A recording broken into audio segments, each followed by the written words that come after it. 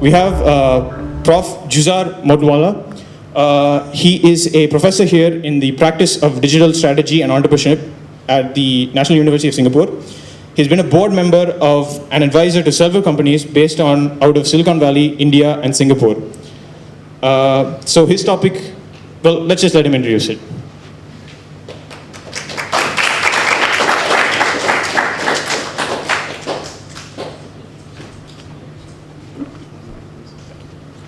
Okay, so I guess you already know the answer to it, but we'll lead up to there and see whether. Sorry? Shall we start? Oh, of course. Go ahead. Yeah. Right. So yesterday's Financial Times was talking about. By the way, my topic looks like it's going to be at the more serious end of your list of topics. Relative to going off to Hong Kong or whatever. Oh, that's moving quite fast. I haven't even. I see. Is that how fast it goes? All right. Essentially, we're talking about in Asia, first of all, is there innovation going on? When you look at Japan and you look at Korea, you say, hey, you've got Sony, that comes to mind.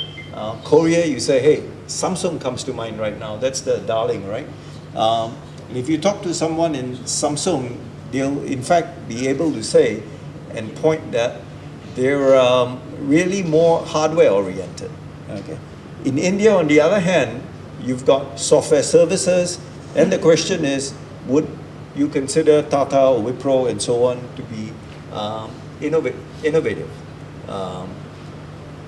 China has given rise to a huge number of companies recently, multi-billion-dollar valuations. Alibaba comes to mind. Is that an innovation? But what is emerging, of course, is that we are moving more and more to digital innovation, digital platforms. It's across everything that we do. Whether you're in communications, whether you're in sciences, engineering, whatever, innovation is based on some digital thing. So then the question is, can NUS students innovate, right? How innovative are they? And to some extent, by talking about Sony and Samsung and Tata, TCS and so on, we're setting the hurdle very high to say, can you create a company of that ilk, right? Now, if we go back to the context we are in Southeast Asia and South Asia, the pioneering spirit that our forefathers came with is very critical. But at the same time, you say, hey, all you see innovation here are just copies, all right? Is there true innovation that's going on?